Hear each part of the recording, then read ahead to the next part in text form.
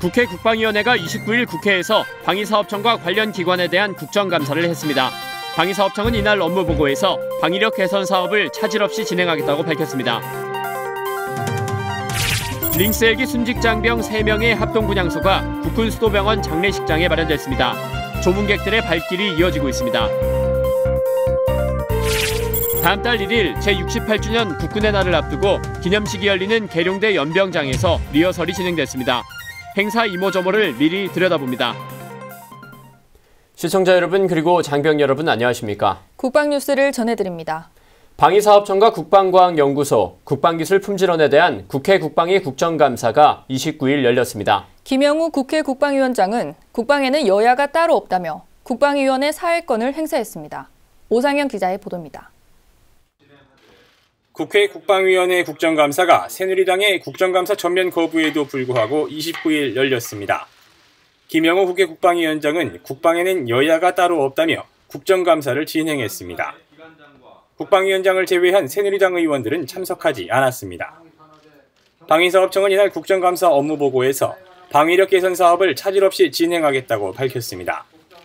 북한의 핵과 미사일 위협에 대비한 킬체인과 한국형 미사일 방어체계 사업을 중점 추진하고 한미 간 협의체를 활용해 기술 이전과 수출 승인 등을 긴밀하게 협의하겠다고 강조했습니다. 또 북한의 무인기 공격에 대응하기 위한 레이저 무기 등 17개의 우위 전력을 개발하기 위해 핵심 기술 발전 로드맵을 수립하고 핵심 기술과 부품 국산화 개발 지원 등을 통해 방산 분야 핵심 역량을 강화하는 등 방위 산업의 기반 구축에도 힘쓰겠다고 밝혔습니다. 이와 함께 방위 사업의 정보 공개를 확대하고 부정행위 공직자에 대한 처벌을 강화해서 신뢰받는 방위 사업 여건을 조성하겠다고 보고했습니다. 국방뉴스 오상현입니다. 동해상에서 한미연합해양작전 훈련 중 순직한 링스 해상작전 헬기 조종사 3명에 대한 합동 분향소가 열렸습니다. 분향소에는 한민구 국방부 장관 등 군 지휘부를 비롯해 많은 장병들이 방문해 유가족들과 슬픔을 함께 나누고 있습니다. 김두현 중사의 보도입니다. 해군은 지난 26일 순직한 고 김경민 대위와 고 박유신 대위, 고 황성철 중사 등 3명에 대한 합동 분향소를 지난 28일 국군수도병원 장례식장에서 마련했습니다. 합동 분향소에는 한민구 국방부 장관과 이순진 합참의장, 그리고 각군 참모총장을 비롯한 해군 장병들이 찾아와 순직 장병들의 넋을 기리고 유가족들에게 깊은 애도를 전했습니다. 정조종사로 임무를 수행하던 고 김경민 대위는 지난 2010년 해군 사관후보생 100고기로 임관해 올해 5월 정조종사로 승급하면서 영해수호에 매진해왔고, 부조종사 고 박유신 대위는 지난 2004년 해병대 병장으로 전역하고 해군 조종사의 꿈을 이루기 위해 2011년 해군 사관후보생 111기로 재입대해 대한민국의 영예를 지켜왔습니다. 또 지난 2007년 해군부사관 217기로 임관한 고 황성철 중사는 장비 조작과 기총 사격을 담당했으며 특히 지난 2011년에는 청해부대 칠진으로 파병 임무를 수행하는 등 유능한 해군 항공 부사관이었습니다. 해군은 고인들의 숭고한 군인 정신을 기르기 위해 전원 1계급 추서진급을 국방부에 건의하고 다음 달 2일 국군수도병원에서 해군 최상위 장례의식인 해군장으로 연결식을 엄수할 예정입니다. 국방뉴스 김두현입니다. 방위사업청이 링스 헬기에 납품된 볼트에 문제가 있다고 보도한 모 매체의 28일 보도에 대해 납품된 볼트 자체의 성능에는 전혀 이상이 없다고 밝혔습니다. 방위사업청은 자체 감사에서 적발한 내용은 제작자 정보 명세서에 포함된 항목에서 공급업자임에도 불구하고 원 제작업자라고 표현을 허위로 기재한 사실을 적발한 것이라고 설명했습니다. 따라서 해군 군수사령부에 납품된 볼트는 해군 군수사령부의 검수 절차를 거쳤으며 성능에는 전혀 문제가 없는 볼트가 납품됐다고 강조했습니다. 에드워드 카툰바 와말라 우간다 국방총장이 이순진 합참의장의 초청으로 우리나라를 공식 방문했습니다. 우간다 국방총장은 우리나라의 합참의장 격으로 우간다군 최고지휘관에 방한은 이번이 처음입니다. 28일부터 3박 4일 일정으로 방한한 와말라 우간다 국방총장은 방한 기간 중 국립현충원을 참배하고 한민구 국방부 장관을 예방합니다. 또 승진훈련장과 육군교육사, 합동군사대를 방문해 우리 군의 발전된 교육체계와 방산장비를 견학할 예정입니다. 합동참모본부는 우간다 국방총장의 이번 방안으로 지난 6월 박근혜 대통령이 우간다를 방문한 이후 급속히 발전하고 있는 양국 군사협력이 더욱 실질적으로 추진될 것으로 기대했습니다. 북한군 병사 1명이 군사분계선을 넘어 귀순했다고 합동참모본부가 밝혔습니다. 합참은 북한군 병사가 29일 오전 10시경에 중동부 전선의 군사분계선을 넘어왔다고 밝혔습니다. 북한군 병사는 귀순하겠다는 의사를 밝혔고 귀순 당시 소총 등이 없는 비무장 상태인 것으로 알려졌습니다. 군은 귀순자의 신병을 확보했고 귀순 동기와 과정을 조사하고 있습니다. 해당 부대는 GOP 감시와 경계작전 형태를 격상에 운용하고 있으며 군단은 화력 대기 태세를 격상에 유지하고 있습니다. 합참은 현재까지 북한군의 특이 징후는 없으며 감시와 경계를 강화하고 있다고 밝혔습니다. 군사분계선을 넘은 북한군의 귀순은 지난해 6월 15일 이후 처음입니다. 국방부가 정부 3.0 우수 사례를 발굴하고 추진 성과를 공유하기 위한 국방 3.0 우수 사례 경진대회를 개최했습니다. 29일 열린 이번 대회에서는 국방부와 소속 기관, 각 군과 국직부대 등에서 제출한 48개 사례 중 10개의 사례가 발표됐습니다. 국방 3.0 전문가와 내부 직원 등으로 구성된 심사위원단의 현장 심사 결과 스마트 훈련병 관리체계 구축을 발표한 육군이 최우수상을 수상했고 국방홍보원의 소셜뉴스인 콩뉴스와 해군의 정비창 서비스가 우수상을, 합동대학교의 공개강좌와 국방부 정책기획관실의 급여 예산 예측 모델이 각각 장려상을 수상했습니다. 우수 사례로 선정된 5개 과제는 오는 11월 10일 부산 백스코에서 열리는 정부 3.0 우수 사례 경진대회에 국방부 대표 사례로 출품될 예정입니다. 건군 제68주년 국군의 날 기념식이 10월 1일 충남 계룡대 대연병장에서 개최됩니다. 29일에는 최종 리허설 현장이 공개됐는데요. 미리 보는 국군의 날 기념식, 윤현수 기자입니다. 올해 국군의 날 기념식 주제는 조국 수호, 대한강군. 축하와 감사의 장인 식전행사와 위국 헌신과 충성의 장인 기념식, 위용 과시의 장인 식후행사로 나누어 실시됩니다. 먼저 식전행사에서는 진군의 북소리를 시작으로 국방부 의장대원들의 절도 있는 의장시범과 육군 수방사 헌병 기동대원들의 현란한 모터사이클 퍼레이드, 군악병들이 들려주는 시대별 군가 메들리 등이 준비됐습니다. 강하고 용맹스러운 국군의 모습을 과시하고 민군 화합과 단결의 모습을 표현하는 자리가 40분간 지속됩니다. 이어 본행사인 기념식은 국민 의례에 이어 각군 의장대와 기수단, 사관 생도들에 대한 열병, 훈포장 수여, 기념사 순으로 진행됩니다. 특히 임석상관 입장 시 북한의 DMZ 지뢰 도발 당시 투철한 군인 정신을 보여준 김정원 중사가 함께 참여하고 애국가 제창 시에는 CH-47 헬기가 대형 태극기를 달고 입장해 국가에 대한 충성의 의미를 드높이게 됩니다. 식후 행사는 국군의 태동과 도전, 도약과 발전, 조국 수호 결의 등 3가지 주제로 영상과 행동 시범이 어우러져 펼쳐집니다. 행사의 백미는 축하 비행, 육군과 해군의 회전익 항공기 3개 편대와 공군과 해군의 고정익 항공기 7개 편대가 비행을 하며 현재 전력화가 진행 중인 아파치 헬기도 처음으로 일반에 공개될 예정입니다. 육군 특전사 대원들도 태권도 시범을 위한 최종 준비를 마쳤습니다. 붉은색 머리띠를 한 22명의 여군 대원들도 참가해 남군 못지않은 강인함과 필승의 결의를 선보인다는 각오입니다. 모두가 4단 이상 고단자들로 다양한 겨루기와 격파 시범을 관객 앞에 펼쳐 보이게 됩니다. 식후 행사 마지막에는 태권도 시범단이 대형 태극기를 전개하는 장관을 연출하며 조국 수호 결의를 다지게 됩니다. 이번 행사는 확고한 군사 대비 태세 유지와 결사 보국의 결의를 통하여 적 도발을 억제 응징할 수 있는 의지와 능력을 과시하기 위해 준비하였고 앞으로 더욱 선진 국군으로 혁신하겠다는 다짐을 약속드리겠습니다. 북한의 오차핵 실험에 따른 위중한 안보 상황에서 열리게 되는 국군의 날 기념식. 조국 수호 의지와 전쟁 승리를 다짐하며 정예 강군의 위용을 국민에게 알리는 중요한 자리가 될 전망입니다. 국방뉴스 윤현수입니다.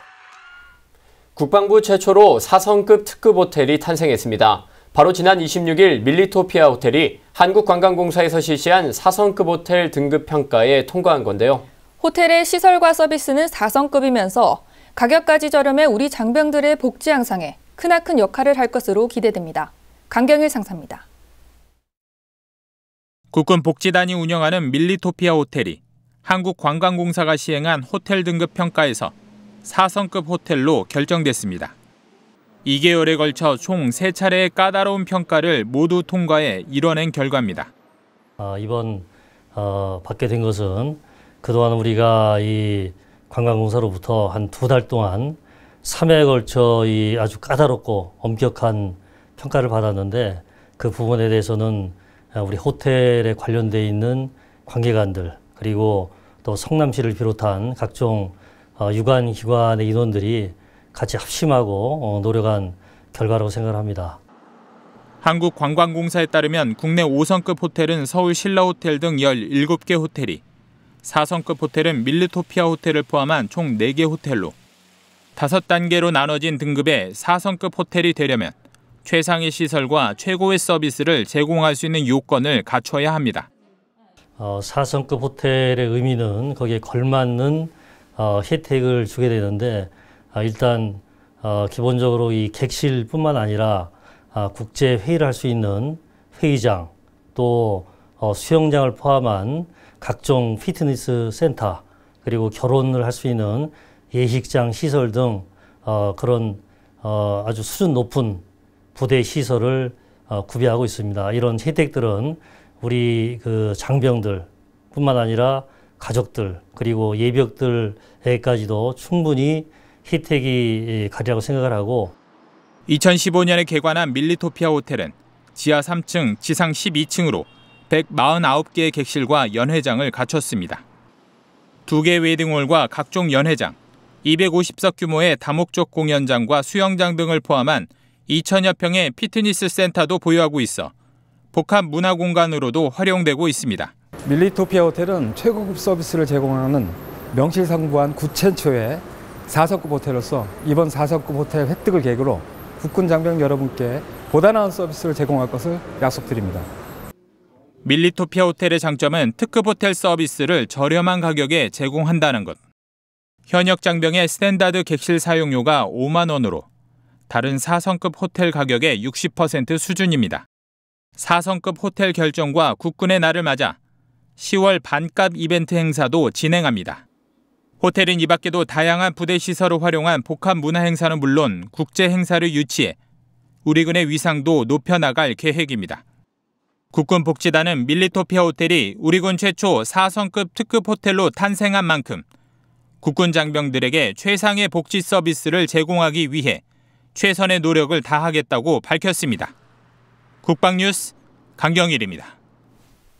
북한 주민들은 지금 수해로 인해 극심한 고통을 받고 있는데요. 최고 지도자라는 김정은은 무슨 생각인지 여전히 현장에 나타나지 않고 있습니다. 아이러니하게도 수해를 입은 함경도 바로 옆 양강도에서는 김정일 동상 제막식이 열렸다고 합니다. 민생을 최우선시한다는 말을 입버릇처럼 하는 김정은의 언행불일치는 언제나 그렇듯 도무지 이해할 수가 없습니다. 이번 주 주간 북한, 이다경 기자가 전합니다. 북한의 수해로 민간인은 물론 국경 경비부대 군인들도 급류에 휩쓸려 숨지거나 실종된 가운데 국경 통제에 구멍이 생기자 북한 당국이 탈북을 막는 데 혈안이 돼 있다고 북한 전문 매체들은 전하고 있습니다. 국가안전보위부 요원들은 탈북 단속뿐 아니라 불법 휴대전화나 남한 영상물 등 사상 통제까지 한다고 하는데요. 정준희 통일부 대변인은 보위부 검열단 파견에 대해서는 예의주시하고 주민 생활의 어려움과 식량 문제 때문에 탈북할 가능성이 있을 것으로 예상했습니다. 김정은은 이전 나선시의 홍수가 났을 때도 복구 마무리 단계에 나타나 모든 복구의 업적을 자신에게 돌린 바 있습니다. 때문에 통일부는 이번에도 함경도 수해 복구가 마무리되면 나타나 뒷북을 칠 것으로 내다보고 있는데요. 수해로 인해 138명이 사망하고 400여 명이 실종됐으며 약 14만 명의 이재민이 발생하고 식수와 보건 문제 위기에 처해 있는 인원이 약 60만 명에 이르고 있는 북한.